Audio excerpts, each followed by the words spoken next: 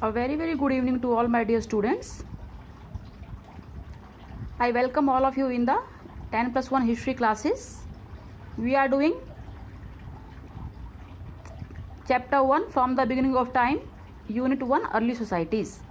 In our previous video we have discussed the issue, a particular question and different views on this issue, whether directly applying the ethnographic data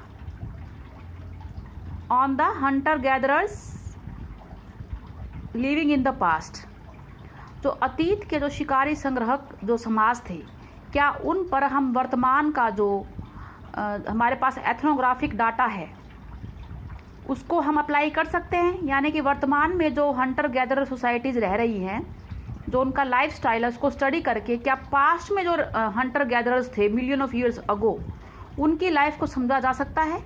तो इसमें हमने कल 2 views जो थे वो detail में किए थे।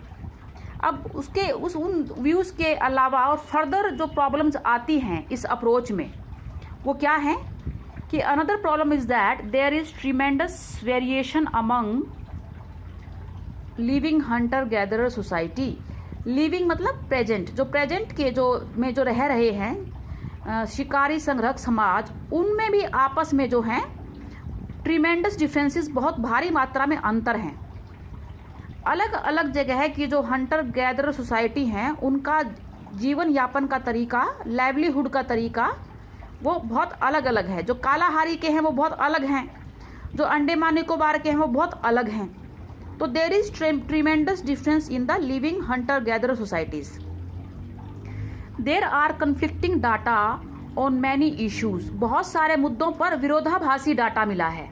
मतलब कहीं कुछ है किसी जगह पर उसका अपोजिट है, तो आपस में कन्फ्लिक्टिंग है, आपस में विरोधाभासी है। जैसे कौन कौन से इश्यूज के ऊपर? Relative importance of hunting and gathering.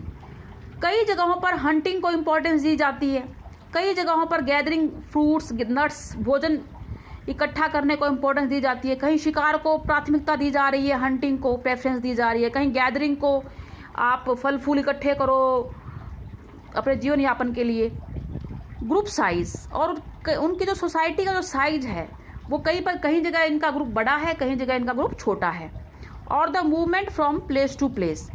कुछ societies, hunter gather societies move करना पसंद करती हैं, कुछ एक ही जगह पे रहती हैं। तो जगह जगह जो उनका मूवमेंट है वो भी डिफरेंट है। Also there is little consensus regarding the division of labour. अब डिवीजन ऑफ लेबर मतलब श्रम का विभाजन। यहाँ पे डिवीजन ऑफ लेबर मतलब वीमेन को क्या रोल मिलता है और मैन को क्या रोल मिलता है। जब हम लेबर के डिवीजन की बात करेंगे, श्रम के विभाजन की, औरतें किस भूमिका में हैं और पुरुष किस भूमिका में हैं। तो हंटर गैदर सोसाइटीज़ के अंदर what is the role of man and what is the role of women, ये भी अलग अलग है, बहुत डिफरेंट है। इन फूड प्रोक्योरमेंट, भोजन प्राप्त करने के फील्ड में देखें आप, although today generally women gather and man Hunt. आजकल ज़्यादातर क्या होता है कि औरतें जो है वो गैदरिंग का काम करती हैं, जंगल से लकड़ियाँ, फल फूल, कंदमूल ये सब इकट्ठा करती हैं, और आदमी हंट करते हैं, आदमी शिकार करते हैं। There are societies where both women and man hunt. लेकिन ऐसी भी शिकारी संग्रहक समाज है जहाँ पर आदमी और औरतें दोनों मिलकर दोनों शिकार करते हैं एंड गैदर, और भोजन इकट्ठा भी करते हैं, एंड मेक टूल्स, और हथियार बनाते हैं। In any case the important role of women in contributing to the food supply in such societies can not be denied. चाहे कोई भी केस है, चाहे वो हंट कर रहे हैं, चाहे वो गैदर कर रहे हैं, कोई भी सोसाइटी है, जो औरतों की भूमिका है कि वो भोजन की पूर्ति में जो उनका रोल है वो हम उसके महत्व को हम का इनकार नहीं कर सकते, उसके महत्व को हम अनदेखा नहीं कर सकते। It is perhaps this factor that ensures a relatively equal role for both women and man in present day hunter gather societies. शायद इसी फैक्टर की वजह से वर्तमान के जो शिकारी संग्रहक समाज हैं उसमें आदमी और औरतों का लगभग बराबर ही भूमिका है। Because women play a significant role in contributing to the food supply. Although there are variations, लेकिन कुछ जगह पर भिन्नताएं भी हैं।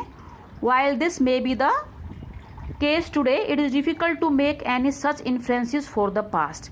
हालांकि आज का तो हमको पता है कि लेडीज़ जो हैं, वीमेन जो हैं, वो गैदरिंग का काम करती हैं, लेकिन आज का जो हमारे पास जानकारी है इसके बेसिस के ऊपर हम ऐसे कोई इन्फ्रेंस, ऐसा कोई कंक्लूजन, निष्कर्ष पास्ट अतीत के हंटर गैदर सोसाइटीज़ के लिए नहीं निकाल सकते। इसकी अपनी डिफ़िकल्टीज़ है, उनकी लाइफस्टाइल अलग थी, वो टाइम अलग था, वो कंडीशंस अलग थी। सो हमने ये डिस्कस किया है। तो इसके आधार पर आप ये एक्टिविटी सॉल्व कर सकते हैं। Activity 4, what do you think are the advantages and disadvantages of using ethnographic accounts to reconstruct the lives of the earliest people.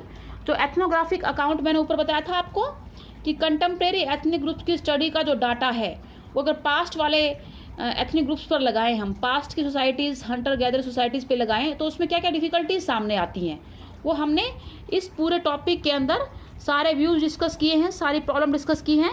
तो आपने इसमें से जो है आपने पॉइंट बनाकर करना है। इसका कंक्लूजन के लिए मैं एक सेपरेट वीडियो बनाऊंगी, चैप्टर फिर हमारा ख़त्म हो जाएगा। आपको ये मैं टाइमलाइन के बारे में थोड़ा बता देती हूँ, ये बहुत इंपॉर्टेंट है। ये MCQs में आ सकता है, ऑब्जेक्टिव टाइप क्वेश्चन में। प्राइमेट्स कब आए थे? 36 to 24 मिलियन ईयर्स अगो। तो आपने सारा का सारा बेटा ये करना है, ये इम्पॉर्टेंट है। और ये नीचे जो है ये भी दी गई है, ये भी बहुत इंपॉर्टेंट है। बरियल्स का अर्लीस्ट एविडेंस कब मिला था? 3 लाख ईयर्स एगो। और होमो इरेक्टस कब एक्सटिंक्ट हुए हैं? वॉइस बॉक्स का डेवलपमेंट कब हुआ है? 2 lakh years ago. So this is important. ये मॉडर्न ह्यूमंस कब एमर्ज हुए हैं? 1,95,000 to 1,60,000। निएंडरथल कब एमर्ज हुए? हर्थ चूल्हों का अर्लीस्ट एविडेंस कब मिला है? 1,25,000। सो ये टाइमलाइन आपने लर्न करनी है MCQs के हिसाब से। It is very important. और this is enough for today. Enjoy reading this part of the chapter.